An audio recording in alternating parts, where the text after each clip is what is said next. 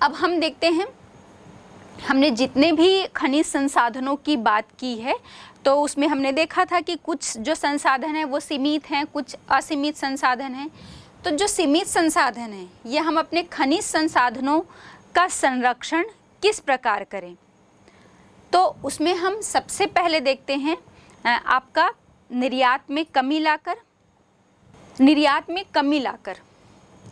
सबसे पहले तो हम ऊर्जा के संरक्षण के लिए या खनिज संसाधनों के संरक्षण की जब हम बात करेंगे तो चूँकि हमारे देश में ही जनसंख्या इतनी है कि जितना उत्पन्न किया जा रहा है, जितना उत्पादन हो रहा है खनिज संसाधनों का, जितनी मात्रा उपलब्ध है वो सभी जो है वो हमारे देश में ही उसका जो उपभोग है वो किया जा सकता है। मतलब उसकी आवश्यकता है, हमारी जनसंख्या के हिसाब से जितना खनिज संसाधन उपलब्ध है उन सभी की हमारी देश में ही आवश्यकता है। तो हम उसे बाहर क्यों भेजें? जब आवश्यकता के अनुरूप वो उपलब्ध हो रहा है तो पहले हम अपनी आवश्यकता के अनुसार उसकी खपत अपने देश में ही करें, उसकी आवश्यकता की पूर्ति करें और फिर जो अतिरेक होता है तो हम उसे बाहर दूसरे देशों को निर्यात करें। तो सबसे महत्वपूर्ण बात तो है कि हम अपने खनिज संसाधनों का अपनी आवश्यकता के अनुरूप या अपनी आवश्यकता की पूर्ति करने के बाद ही उसमें निर्यात करें। तो निर्यात में कमी लाकर भी हम अपने खनिज संसाधनों का संरक्षण कर सकते हैं। दूसरी बात है जो ऊर्जा के वैकल्पिक स्रोत हैं उनका विकास किया जा सकता है। जैसे हमने बात की थी कि कोयला जो है या पेट्रोलियम या नाभिकीय ऊर्जा की जो हम बात करते हैं, जो ऊर्जा के परंपरागत स्रोत हैं जिन्हें हम अधिकतर उपयोग में सामान्य जीवन में उसे अधिक से अधिक मात्रा में उपयोग में लेकर आते हैं, लेकिन इनकी मात्रा जो है ये सीमित है, सीमित संसाधन है। तो इनके लिए हम ऊर्जा के जो और वैकल्पिक स्रोत हैं जिसे हमें अभी पढ़ा था, चाहे वो सौर ऊर्जा की बात करें, हम पवन ऊर्जा की बात करें, बायोगैस की बात करें, आजकल तो गोबर से भी जो है आपके क्या उत्पन्न किए जा रहे हैं, ऊर्जा उत्पन्न किए जा रहे हैं गोबर गैस बनाकर, और उसे घरेलू खाना बनाने के रूप में, ईंधन के रूप में हम उसे प्रयोग में लाते हैं। तो इसे ऐसे ही बहुत सारे जो वैकल्पिक स्रोत हैं जो हमारे देश में अभी उतनी अच्छी तरह से विकसित नहीं हो पाए हैं, उन सभी जो वैकल्पिक स्रोत हैं उन सबको हम विकसित करें और ऊर्जा के जो परंपरागत स्रोत हैं उनके विकल्प के रूप में, बेहतर विकल्प के रूप में उनका प्रयोग किया जाना चाहिए। फिर हम बात करते हैं जो धातुओं का पुनर्चक्रण है। धातुओं के पुनर्चक्रण के द्वारा भी हम उसे सुरक्षित और संरक्षित रख सकते हैं। जैसे ऐसी धातुएं जिन्हें हम गलाकर और फिर से दूसरे उपयोग में ला सकते हैं, जैसे तांबा हो गया, सीसा हो गया, जस्ता हो गया, लौह अयस्क की हम बात करें तो ये सभी जो हैं सीमित मात्रा में हैं, अपर्याप्त हैं, इनकी भी मात्रा सीमित है। तो हम इसके उपयोग के बाद इसे गलाकर रीयूज़ कर सकते हैं या चक्रीय पद्धति के द्वारा हम इसका दोबारा उपयोग कर सकते हैं। तो ये जो वेस्ट होता है इन धातुओं के उपयोग के बाद, जो हम ये कह सकते हैं जो वेस्ट बचता है, जिसे हम इंग्लिश में स्क्रैप कहते हैं या हिंदी में सामान्य भाषा में हम इसे रद्दी के नाम से जानते हैं। तो इस स्क्रैप का जो उपयोग है इसका उपयोग होना चाहिए, मतलब दोबारा रिसाइकल करके इसे उपयोग किया जाना चाहिए, जिससे भी हम अपने खनिजों को संरक्षित कर सकते हैं। फिर है नेक्स्ट, प्रौद्योगिकी का विकास। हमारे भारत में जो खनन कार्य किया जाता है, खनिजों को निकालने के लिए जिन संयंत्रों का उपयोग किया जाता है, जिस टेक्नोलॉजी को यूज़ किया जाता है, इसका हम और बेहतर तरीके से विकास करें, जिसमें हम देखते हैं लगभग 1 से 5% तक जो खनिज है वो वेस्ट हो जाते हैं। बहुत अधिक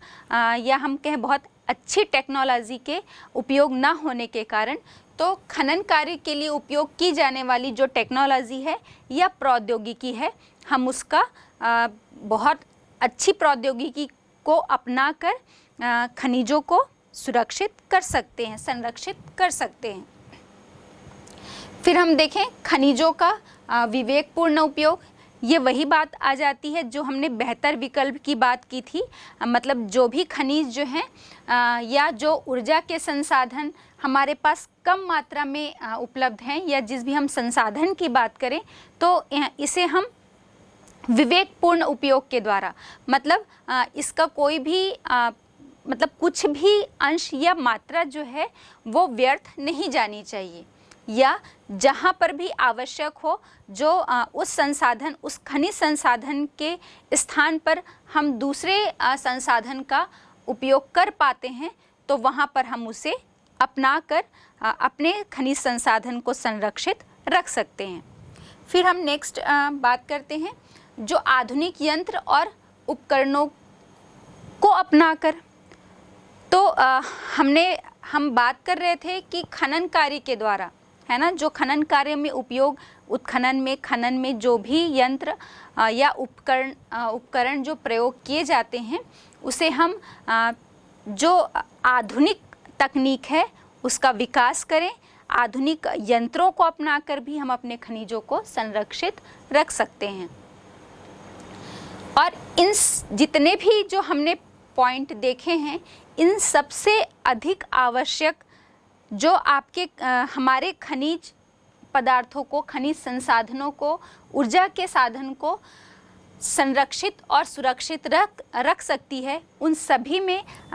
सबसे ज़्यादा महत्वपूर्ण जो है वो लोगों में जागरूकता।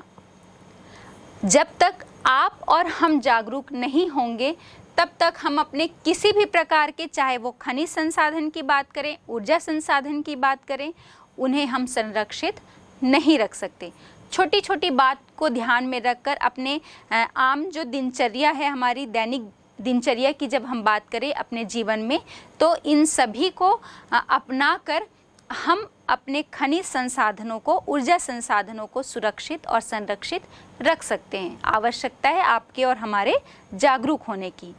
इन सभी के अतिरिक्त शासन के द्वारा कुछ नीतियां बनाई जा सकती हैं इनके संरक्षण के लिए। हालांकि बहुत सारे प्रयोग जो है वो किए जा रहे हैं, बहुत सारी नीतियों का क्रियान्वयन किया जा रहा है। खनिजों के संरक्षण के लिए बहुत से संदेश दिए जाते हैं समय समय पर मीडिया के माध्यम से, लेकिन इसमें थोड़ी सी और कड़ाई से इन सभी बातों को लागू करने की आवश्यकता है ताकि हम अपने खनिज संसाधनों को सुरक्षित रख पाएँ और इनका संपोषणीय विकास मतलब इसे तो हम आगे और पढ़ेंगे, लेकिन हमारी जो भविष्य की जब हम बात करते हैं या आगे आने वाली जो पीढ़ी है, तो अभी से जब हम उसे सुरक्षित रखेंगे, संरक्षित रखेंगे, तभी हम उन्हें आगे आने वाली पीढ़ी के लिए बचा सकते हैं, अपने भविष्य के लिए सुरक्षित रख सकते हैं। तो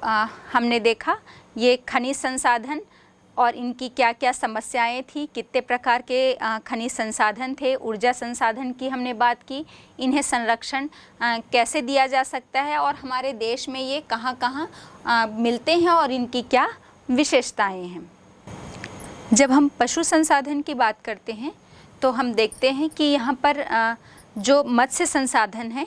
ये एक महत्वपूर्ण संसाधन है, क्योंकि ये लोगों का प्रमुख भोजन है। हालांकि आज के समय में बहुत से उसके विकल्प ढूंढ लिए गए हैं, लेकिन चूंकि हमारे देश की जो प्राकृतिक दशाएं हैं वो मत्स्य के लिए अनुकूल हैं, मत्स्य उत्पादन के अनुकूल हैं, और साथ ही साथ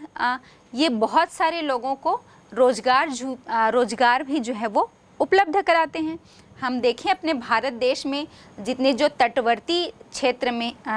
निवास करते हैं मछुआरे, ये उनके लिए उनकी आय का एक प्रमुख सोर्स है। तो इसमें भी नित नए जो तकनीक हैं उनका विकास किया गया है, और सबसे बड़ी बात यह है कि हमारे भारत के निर्यात व्यापार में भी इसका अहम योगदान है। साथ ही साथ भारत की जो इतनी बड़ी आबादी है इसका ये प्रमुख भोजन है। और हम ये देखते हैं कि मत्स्य उत्पादन में वृद्धि के लिए जब हरित क्रांति का समय आया था तो एक कार्यक्रम चलाया गया था जिसे हम नीली क्रांति के नाम से जानते हैं। तो अब देखते हैं कि हमारे भारत में मत्स्य उत्पादन के कौन कौन से क्षेत्र हैं जहां पर मत्स्य पालन किया जाता है। तो सबसे पहले हम बात करते हैं समुद्री मछलियों के क्षेत्र। समुद्री मछलियों के क्षेत्र की जब हम बात करेंगे तो हमारे पूरे जो तटवर्ती इलाके हैं, भारत के तटवर्ती जो क्षेत्र हैं, ये इस क्षेत्र के अंतर्गत आएंगे, क्योंकि हम देखते हैं अपने भारत में ये इसका 3 ओर का जो हिस्सा है, एक ओर से ये अरब सागर, पूर्वी छोर में बंगाल की खाड़ी और दक्षिण में हिंद महासागर से घिरा हुआ है। तो जो पूरा प्रायद्वीपीय भारत वाला जो हिस्सा है ये समुद्र से सटा हुआ हिस्सा है। तो हम यहाँ पर देखते हैं लगभग 16 किलोमीटर तक का जो क्षेत्र समुद्री तट रेखा का ये समुद्री मछली पकड़ने के लिए जो है निर्धारित किया गया है। और इसके जो प्रमुख उत्पादन क्षेत्रों की हम बात करेंगे कि इस तटवर्ती क्षेत्र में भी कहाँ कहाँ पर मत्स्य उत्पादन किया जाता है, तो ये गुजरात के तट से, है ना, गुजरात के तट से शुरू होकर इसमें आपका महाराष्ट्र आ जाता है। फिर हम कर्नाटक की बात करें, आपका केरल है, फिर आंध्र प्रदेश है, तमिलनाडु और ओडिशा, ये पूरे तटीय हिस्से तक, और ओडिशा के बाद ये आपका पश्चिम बंगाल, इन पूरे तटवर्ती क्षेत्रों तक या इन हिस्सों में समुद्री मछलियों के ये क्षेत्र कहे जाते हैं। और जब हम बात करें कि आपका बंगाल की खाड़ी अर्थात हमारा जो पूर्वी तटीय समुद्री क्षेत्र है, वहाँ पर लगभग 25% ही मछलियाँ जो हैं पकड़ी जाती हैं। तो हमने देखा पूर्वी क्षेत्र से लगभग 25% जो है मत्स्य उत्पादन या मछली पकड़े जाते हैं। और जब हम पश्चिमी तट की बात करें तो इस पश्चिमी तट में आपका कनारा और मालाबार जो जिला है, यहाँ पर इन तटीय क्षेत्रों में भारत के कुल जो समुद्री उत्पादन होते हैं, मत्स्य उत्पादन, उसका लगभग 50% मत्स्य उत्पादन इन्हीं 2 क्षेत्रों में किया जाता है। अब इन क्षेत्रों में जो मछलियाँ पकड़ी जाती हैं वो हैं आपकी मैक्रेल, प्रान है, सार्डाइन है, शार्क है और हेरिंग। ये जो हैं इस प्रजाति की प्रमुख रूप से यहाँ पर मछलियाँ पकड़ी जाती हैं। अब हम देखते हैं कि भारत में जो मछली पकड़ने का कार्य है उसे हम सामयिक कह सकते हैं। सामयिक मतलब विशेष करके जो समुद्री तटवर्ती क्षेत्र की हम बात करते हैं तो हम देखते हैं जब भी मानसूनी हवाओं में तेज हवाएं चलती हैं या बहुत अधिक बारिश होती है जिसमें बाढ़ की संभावना होती है, समुद्री बाढ़ के बारे में हम बात कर रहे हैं, या फिर कोई भी विक्षोभ आ रहा है, मतलब तूफान या किसी भी प्रकार के चक्रवात की जो स्थिति होती है, तो उस समय पर मछली पकड़ने का कार्य जो है वो नहीं किया जा सकता, क्योंकि उससे मछुआरों के जीवन में संकट जो है वो उत्पन्न हो सकता है। तो इसलिए हम कह सकते हैं कि विशेषकर जो समुद्री तटवर्ती क्षेत्र हैं वहाँ पर मछली पकड़ने का कार्य सामयिक होता है। दूसरा जो है मत्स्य उत्पादन या मछली पकड़ने का क्षेत्र, ये है आपका आंतरिक मछलियों का क्षेत्र। आंतरिक मछलियों का क्षेत्र मतलब देश के जो भीतरी भाग हैं वहाँ पर जो नदियाँ हैं, नहरें हैं, झील है या कोई भी जलाशय जो मिलता है, वहाँ पर जो मत्स्य उत्पादन का कार्य किया जाता है, यहाँ या उन क्षेत्रों में जो मछली पकड़ने का कार्य होता है उसे हम आंतरिक मछलियों के क्षेत्र कहते हैं। हम देखें तो अपने भारत का जो हमारा गंगा है, सतलज है, नर्मदा है, ताप्ती है, कृष्णा, कावेरी, महानदी, इन सभी में मछलियों की जो है वो अधिकता है। इन नदियों में जब हम देखते हैं वर्षा ऋतु आती है, बारिश का जो समय होता है, तो इसमें जब नदियों में बहुत अधिक बाढ़ की स्थिति बन जाती है तो वहाँ पर तब उस समय पे मछली पकड़ने का जो कार्य है वो धीमा हो जाता है, मंद पड़ जाता है। लेकिन जैसे ही बारिश का मौसम समाप्त होता है तो फिर से मछली पकड़ने का कार्य है, इस कार्य में जो है वो तेज़ी आ जाती है। हम देखते हैं जो हमारा पश्चिम बंगाल है, पश्चिम बंगाल में ताज़े पानी का जो क्षेत्र है, या हम कहें कि आंतरिक भाग में है, सबसे ज़्यादा मछलियाँ पकड़ी जाती हैं।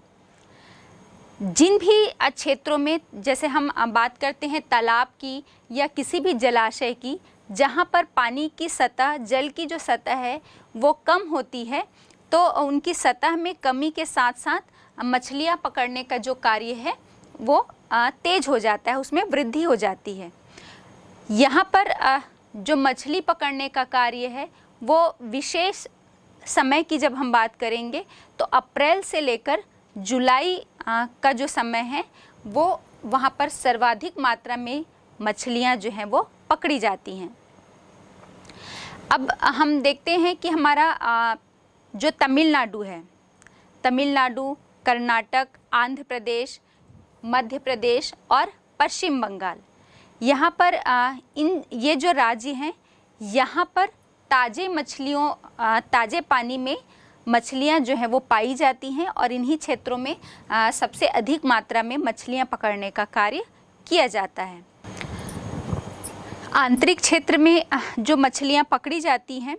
उनमें प्रमुख जो प्रजातियाँ हैं वो हम देखते हैं कैटफिश, साफिश, इंकावी, चित्ताला और हेरिंग। इसके साथ ही साथ कतला और मैक्रेल जो हैं ये प्रमुख मछलियों की प्रजातियां हैं। अब हम देखते हैं नदियों के मुहाने के मछली क्षेत्र। नदियों के मुहाने मतलब